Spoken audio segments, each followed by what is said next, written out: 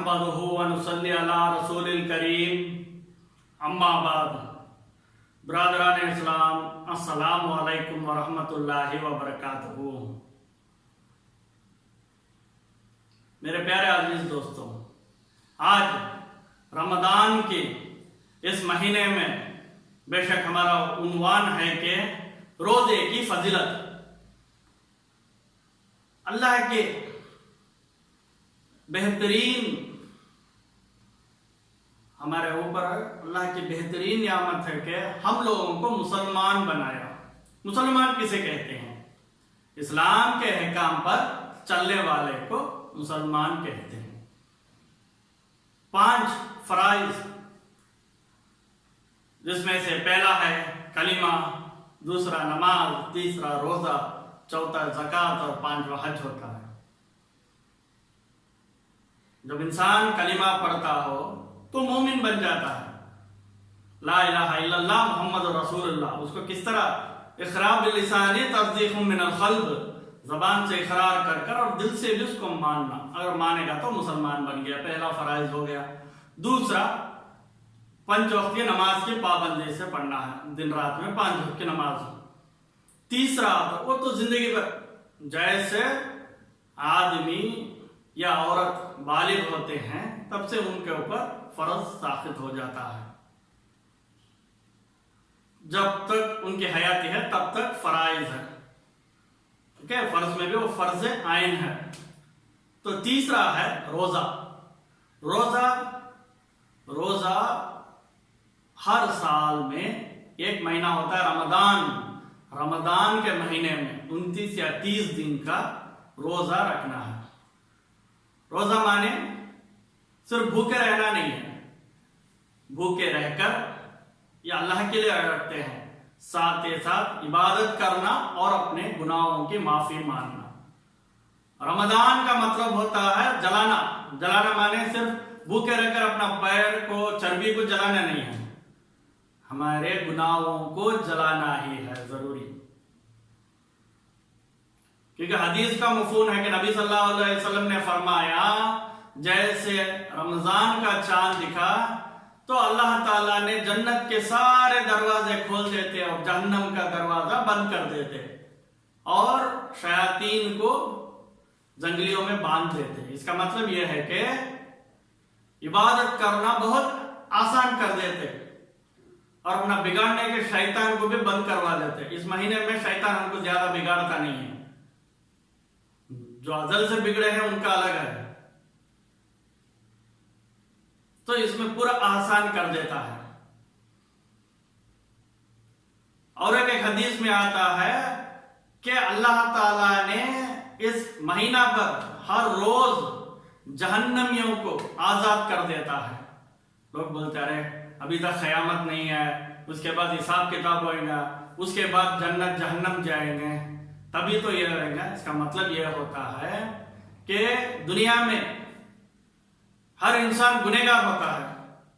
कुल्लु बनी आदम खत्ता, no one is perfect in the world. कोई आके बोलते पा मैं सबसे बेहतर हूं, मैं गुनाह ही नहीं करता, ऐसा इंसान ही नहीं होता। अल्लाह ताला ने कह दिया तो कह दिया, कुल्लु बनी आदम खत्ता। इसमें किसी का गुनाहों का दर्जा होता है, कोई छोटे गुनाह करते हैं, कोई कबीरा गुनाह करते हैं। जो इंसान ऐसे गुनाह किया जिसके वजह से वो जहन्नमी है, जैसा खून किया तो जहन्नमी हो जाता, जिना किया तो जहन्नमी हो गया, माँ बाप का नाफरमान, शराब पीने वाला, तो ऐसे जो गुनाह है जिसके वजह से वो जहन्नमी था और रमजान पाया और रोजा रखा, अपने गुनाहों की माफी मांगे, इंशाअल्लाह अल्लाह ताला ने उसको माफ कर दिया तो वो जन्नती बन गया, उसकी नजात हो गई जहन्नम से। तो इसी को कहते हैं कि वो था जहन्नमी और उसने रमजान पाया, इबादत किया और रोजा रखा और अल्लाह से माफी मांगा और अल्लाह ने उसको माफ कर दिया तो वो जहन्नम से आजाद हो गया। तो इसीलिए जब भी रोजा रखे प्यास लगे फौरन हाथ उठा अल्लाह से दुआ मांगो, अल्लाह ताला जरूर दे देगा। भूख लगी अल्लाह से हाथ उठाओ, दुआ मांगो, اللہ تعالیٰ ضرور دے دے گا، کیونکہ حدیث قدسی، یعنی حدیث قدسی مانے جس کے راوی اللہ تعالیٰ خود ہوتے ہیں. تو نبی صلی اللہ علیہ وسلم نے فرمایا، اللہ تعالیٰ کہے کہ روزہ میرے لیے ہے اور اس کا بدلہ میں خود دوں. الحمدللہ. نماز پڑھو تو جنت ملتی، ماں باپ کی خدمت کرو تو جنت ملتی، روزہ رکھو تو اللہ ہی مل گیا. تو اس کا بدلہ اللہ خود ہے. اور جنت کے دروازے کھول دینے کا مطلب ہے جتنی نیکی ہے، جتنا کمانا ہے کمانا. جیسے کوئی مالدار آ گیا شہر کا، بول دیا میرے پاس مال بہت ہے، میں نے تجوری کھول کر رکھی ہے، جس کو بھی چاہے جتنا بھی مال چاہیے آ کے لے لو. تو لوگ کیا کریں گے؟ جا کے جتنا کپڑوں میں لے لے، جس میں لے لے، جتنا ہو سکا لے کر آ جاتے ہیں. اسی طرح رمضان میں جتنی عبادت چاہیے کر کے نیکی کما لو اور گناہوں کی معافی مانگ لو. جس طرح ہمارے نبی صلی اللہ علیہ وسلم کی امت کے پہلے بھی لوگ نے روزہ رکھا تھا، اسی طرح ہم پر بھی روزہ فرض کیا ہوا ہے. اس کے لیے تھوڑے شرائط ہیں، تو وہ ہم انشاءاللہ اگلے عنوان میں دیکھیں گے.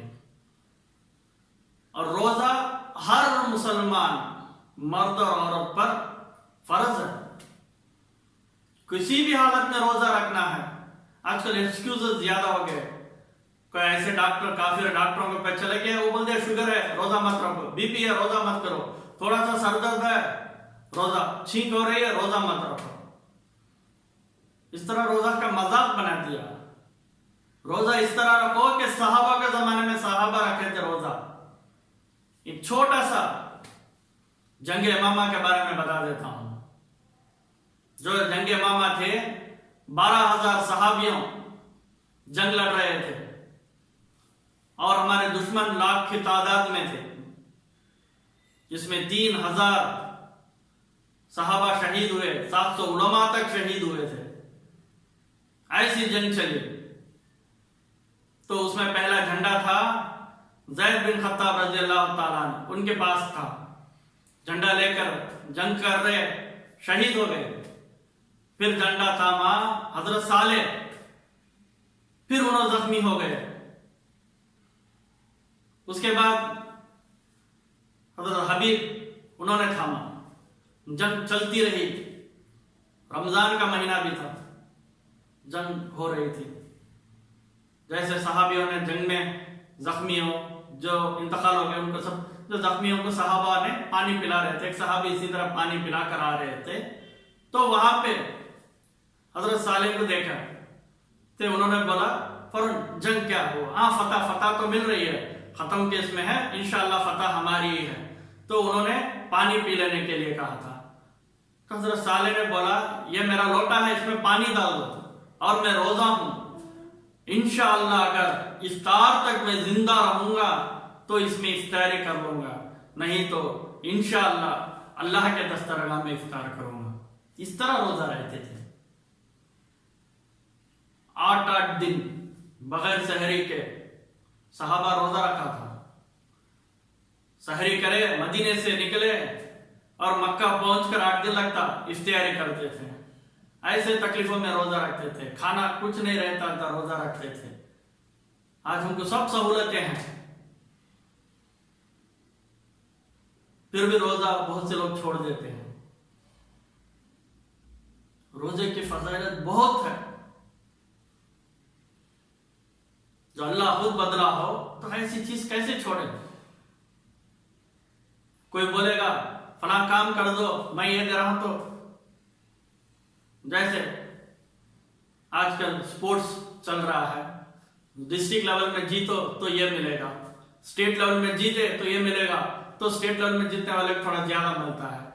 اسی طرح کوئی نیشنل میں چلے گئے تو یہ ملے گا، انٹرنیشنل میں اور زیادہ ملتا ہے، اولمپک میں جیتے گا تو بہت کچھ ملتا ہے. جب انسان کو زیادہ ملتا ہے تو اس میں زیادہ توجہ کرتا ہے. جب اللہ خود مل رہا ہے تو ہم لوگ کیسے اس کو عزت دینا ہے؟ اس کے جو شرائط ہے اس طرح سے اس کو روزہ رکھو. صرف بھوکے رہنا روزہ نہیں ہے، بھلے چیزیں کرو، دیکھو، کہو، سنو. उसी तरह बुराइयों से रोको, भलाई करो, ज़कात दो, सदका दो, इस तरह सहाबों की तरह रोज़ा रखो। इंशाअल्लाह दुनिया में भी कामयाबी होगी, आखिरत में।